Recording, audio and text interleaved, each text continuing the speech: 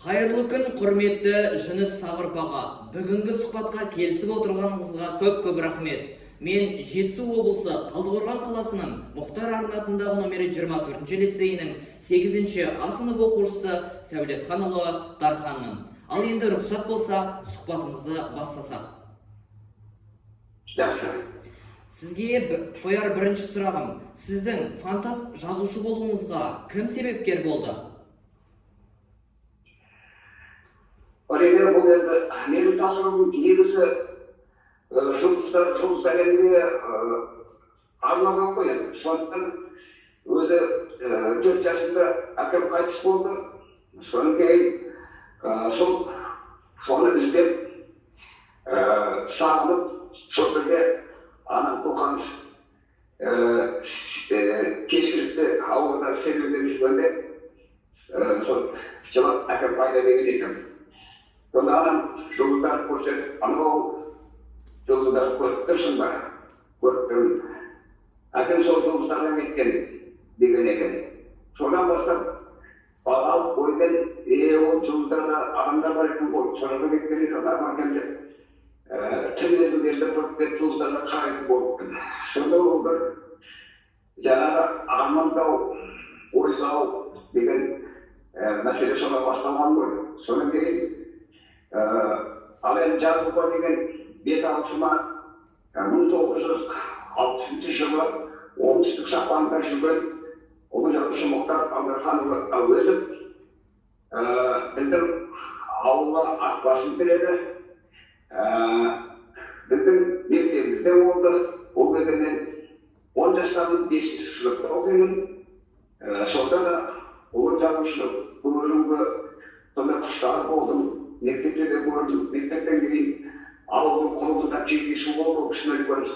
Сол кездесуге жүріп барып, лық толы, орын жоқ. Сонда мен баламыз болсам, адамдардың арасынан кіріп, сөйтіп бір көргенім бар. Сонда ол кісі сөйлеп тұр екен қасында да.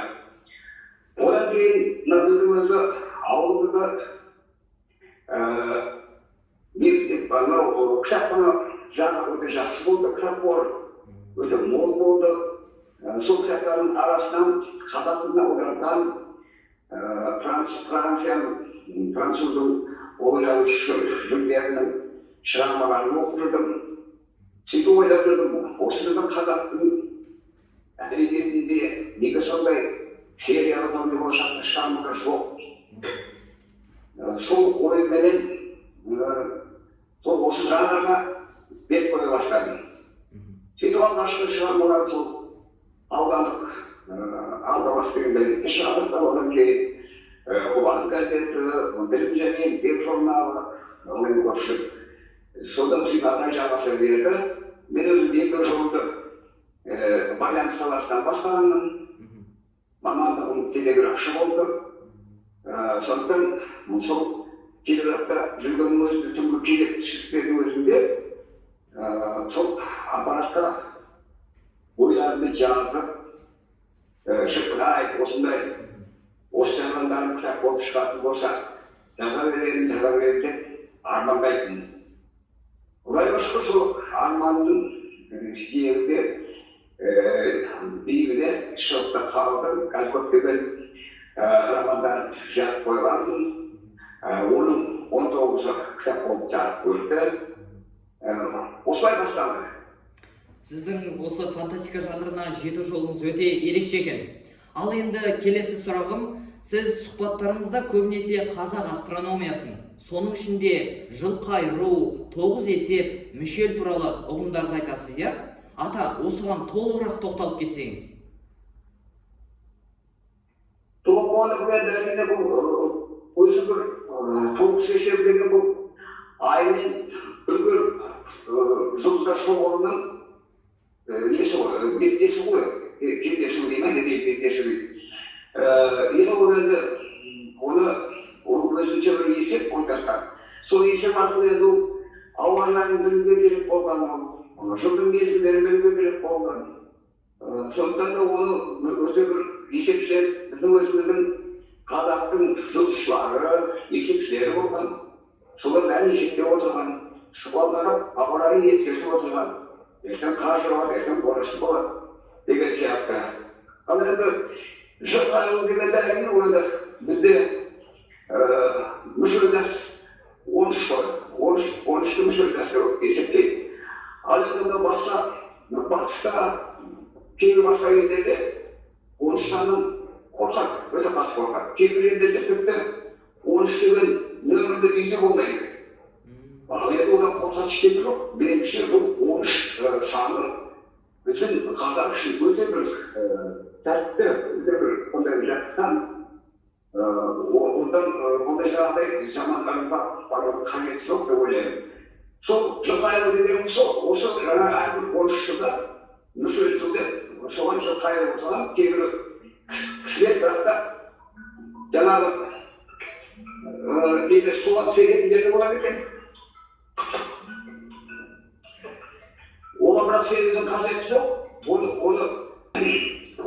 сондықтан ол 13 санына ешқандай жамандар жасамаудың қажеті жоқ деп ойлаймын. Осы жылдар дегеніміз сол.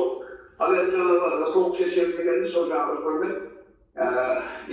көрменен айдың тоғысуы бетпе-бет келуі, соның тоғыз есеп дейді. Ол есепті, ол өзі күрделі, оны да кішке алдағы уақыт айтып түсіндіріп беру мүмкін емес. Оның есебі бар. Оны әрбір ай сайын, жаңағы жыл сайын, оның өзі сол айдың қозғалысына қарап есептеп отырған.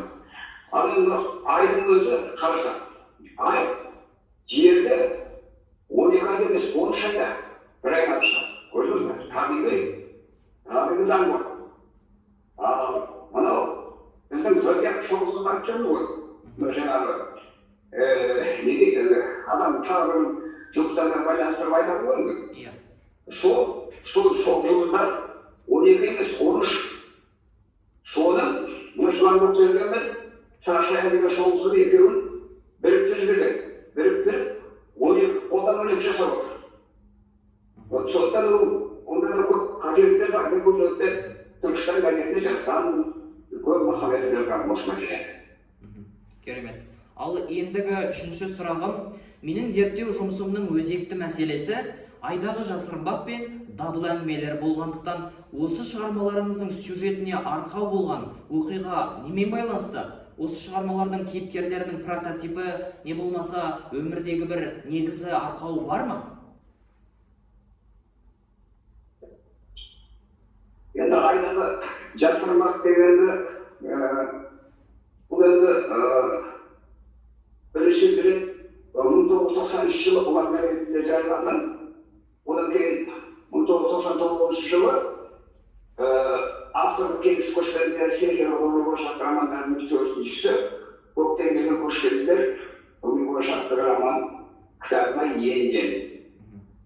Осы оқулыққа сол кітаптан еніп отыр.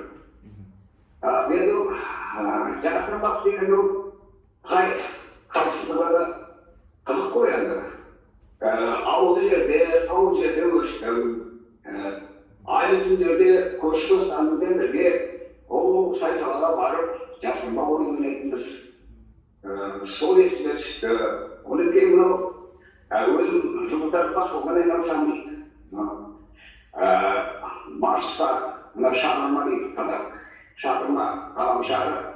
Марста 1988 жылы бақылау жасап, оның 6 суретін салып сөйтіп содан бүкіл ақпараттарының дегенде қоғамына мүше болғанмын.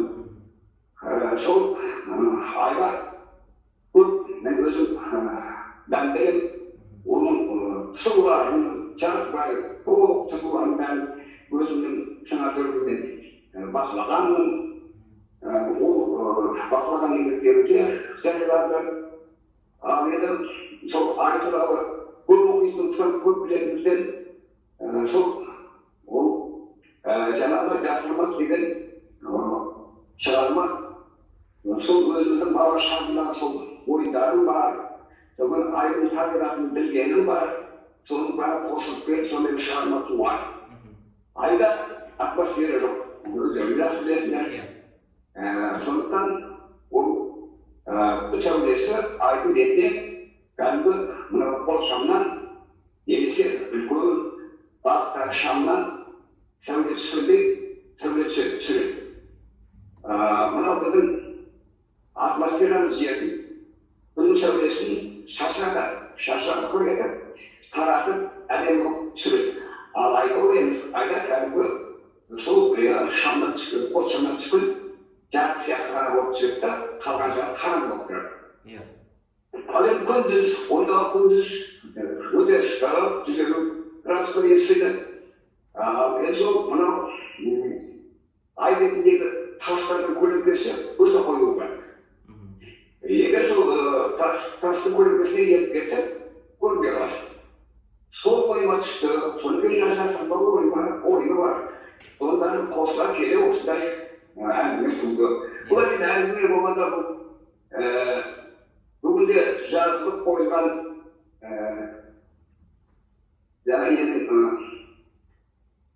жүйенің жұмбақ әлемі деген ғылыми бойынша романым бар. Сол романның бұл бірінші тарауы болып қалды. Одан кейін сол өздерін білетін Мерген мен Сартаев, ол айдан кейін Шолпанға барады, Оқшанмен бірге, Олпан ғаламшарына барады, Шағырма ғаламшарына барады. Сондай бір керемет сапарлар жасайды. Одан бұл кітабын амандық болса алдағы уақытта шығып жатса, өздерің оқитындар боласыңдар. Ал енді даму дегенде, біз енді қанша дегенмен жазушы болғаннан кейін өз тіліміздің ана тіліміздің болғанын, өзіміздің төл әрпімізбен әліпбиіміздің болғанын қашанда армандаймыз.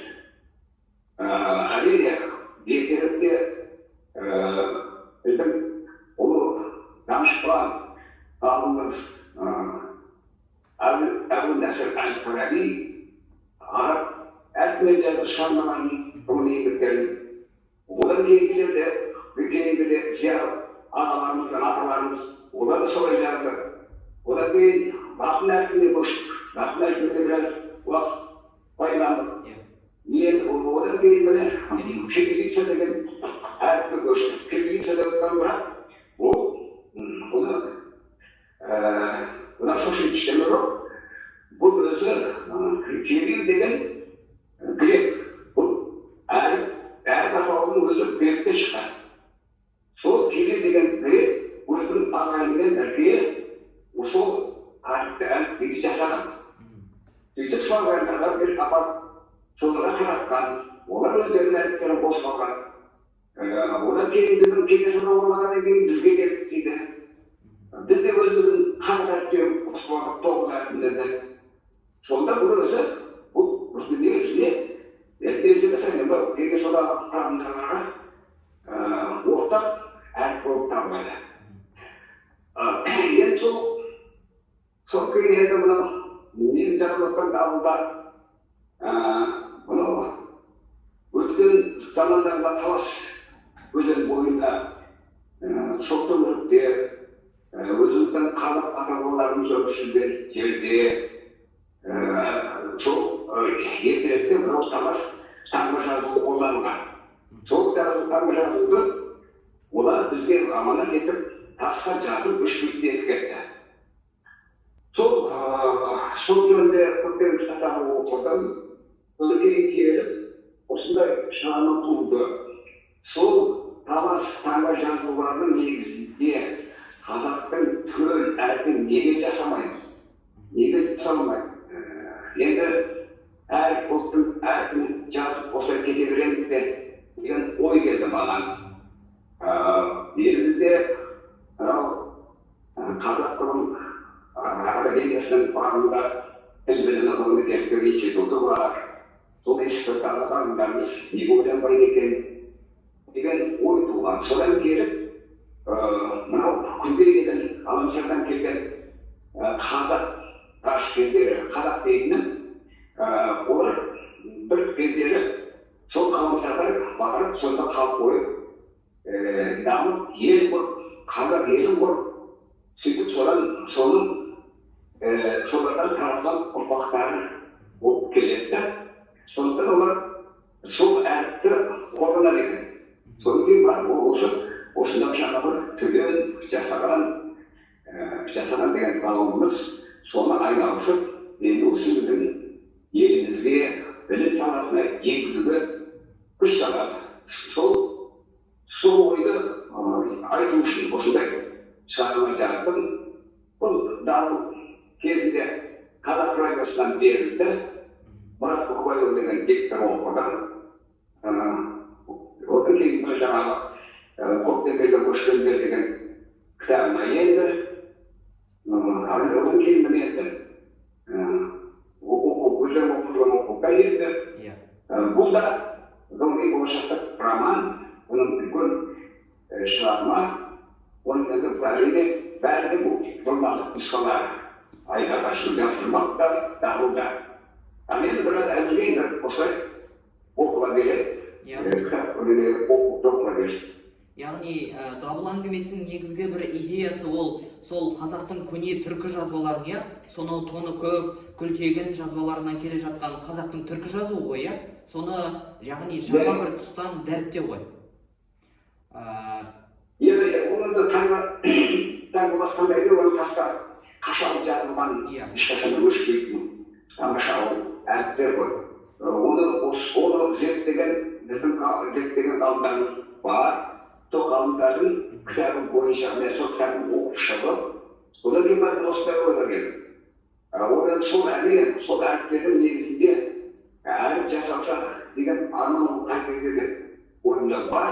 Өйткені қызғасын араб өздерінің әріптері бар, грузиндердің өздерінің әріптері бар, қытайдың өздерінің әріптері бар. Сондай көрген кезде неге бізде өзіміздің тіл әрпіміз жоқ деген ойға алматыға келеді екенсің. Сонда дабыл әңгімесін тақырыбын неліктен дабыл деп қойдыңыз? Дабыл деп отырған енді дабыл деп жоқ. Дабыл қағу. Ескерту деп қабылдаса болады. Ойландыру, халыққа ой салу. Ал енді бұл енді осы дабылдың оқуға беруінің өзі бұл біздің зиялы қазағымыздың ойланғандығын көрсетеді. Олар отырған кісілердің соны дұрыс көріп, оқушылар, жастар біле берсін деген мағынада оқуға енгізді деп ойлаймын.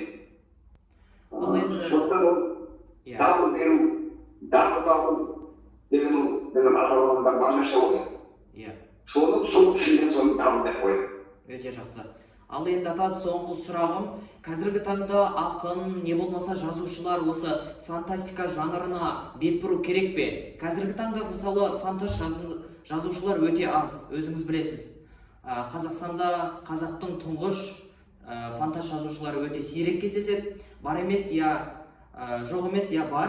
Бірақ қалай ойлайсыз, жазушылар осы фантастика жанрына бағыт бұру керек пе? Керек, әрине.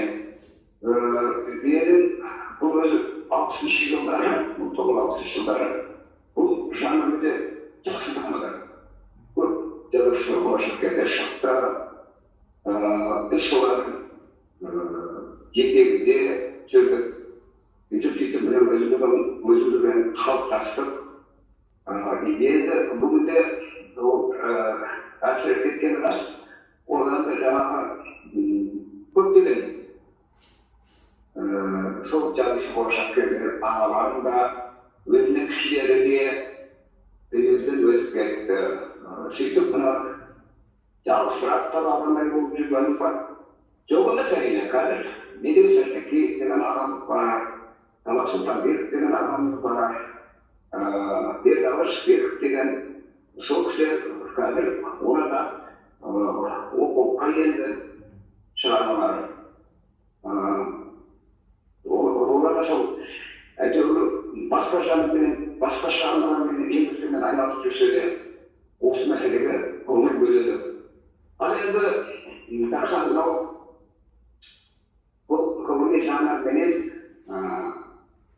ертеңіне аса байланыстыра беруге болмайды. Мен бұны бақып жүрмін.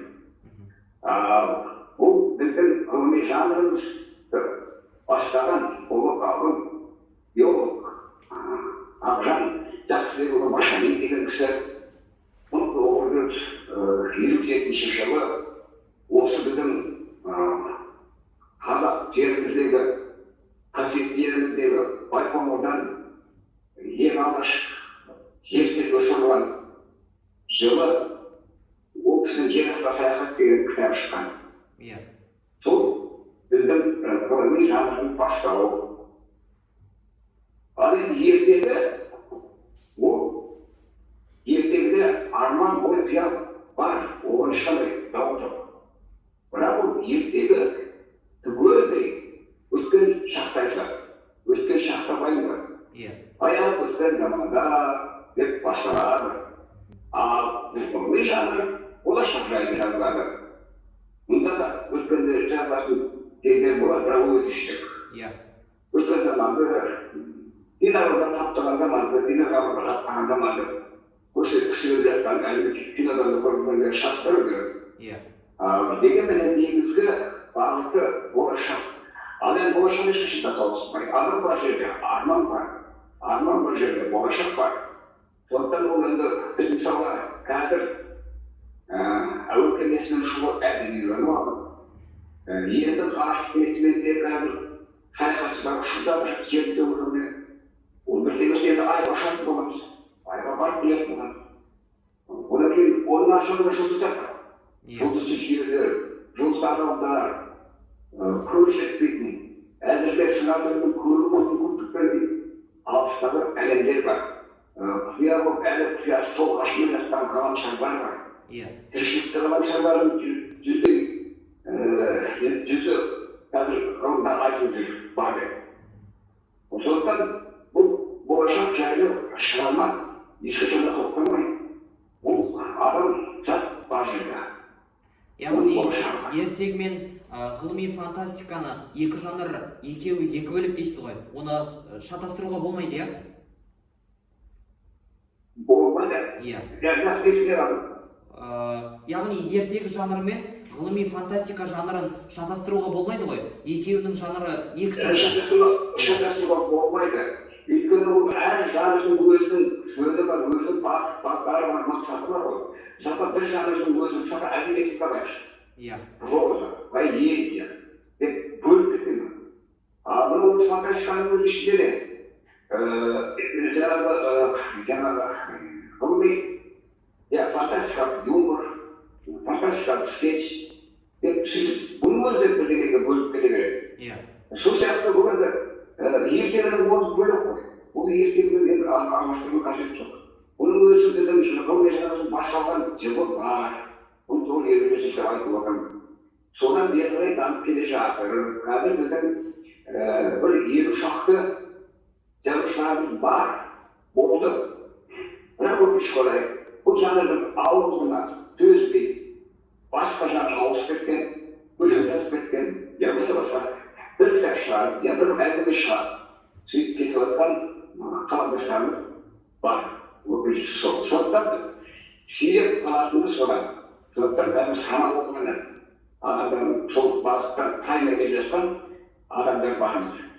Ал енді фантастика деген өзі бұл жанр, бұл терминді қазақшалағанбыз. Жазушылардан секцияда бар ғой. Сонда талқылап. Ғылыми болашақты шығарма, ғылыми жазушы болашақ берген, сондай қазақшалағанбыз. Ал енді фантастика деген терминді енгізген орыс аудармашылар. Осы 20-шы ғасырдың басында Жюль Верннің шығармасын ағылшын тілінен орыс тіліне аударған кезде ғылыми фантастикалық роман деп жазып жіберген. Ол өте қате. Өйткені Жюль Верн ешқашанда ғылыми фантастика деген сөзді білмегенде жазбағанда. Ол ғылыми география, ғылыми саяхаттық шығармаларды жазған. Оны жастармен оқымыз ғой. Ал енді содан кейін сондықтан бұл қазір санаға сіңіп кетті, жеткізу сырдың құрамында болғандықтан енді оған қатымды қиын. Дегенмен біз әйтеуір солай соны қазақшасын санаға енгізуге тырысып келеміз. Оны сол жолда өзін шамам жеткенше еңбек етіп. Рахмет ата, маған осындай фантастика жанрына деген бір ерекше мәліметтерді, қызығушылықтарды, көне бір құнды дүниелерді айтқаныңыз үшін көп рахмет. Ал енді соңғы сізден тілеуім, менің замандастарыма, өскелең жас ұрпаққа өзіңіздің тілегіңізді айта кетсеңіз. Енді бұл енді біріншіден айтып отырмын, біз енді сирек дегенде өзі бары абай айтқандай жалғыз тапшын деген сияқты. Осындай мынау бұл жанрға кез келген бала көңіл бөлмейді, ол ашық. Кез келген оқушы бұл жанрды толық түсіне алмайды. Оны да қажет айтып жүрмін. Біреу көркем шығарма ретінде ғана қабылдайды. Екіншісі ішіндегі ондай бір мәліметтерді қызық оқиды. Үшіншісі жеңіл түсінетін оқырман оның аштарға барысынан диковни идеясын түсінеді. Сондықтан ондай оқырмандар ондай шығарманы іздеп оқиды. Тек өте сирек ондайлар. Ал енді осы жанрға көңіл бөліп, мен шығарманы оқып, осындай байланысқа шығып отырғандардың өзі үлкен білімділікті көрсетеді. Штаттардан бастап, өздерін сондықтан мен сендермен сөйлескенімде көрінгенімде қуанбаймын. Сендердің осындай білімген тұлғандарына, болашақты білімген тұлғандарына соны қуанады. Сондықтан денсаулықтарың мықты болсын, аман болыңдар, алдарына қойған мақсаттарыңа жете беріңдер, армандарың таусылмасын, өмірлерің ұзақ болсын деп батам беремін. Рахмет көп ата, бүгінгі сұхбатқа келісіп, сұхбат беріп отырғаныңызға тағы да көп мың алғыс. Басыңыз аман, деніңіз сау болсын, жасыңыз ұзақ болсын. Көп рахмет сізге. Ауырмаңыз, сырқамаңыз. Өздеріңізге солай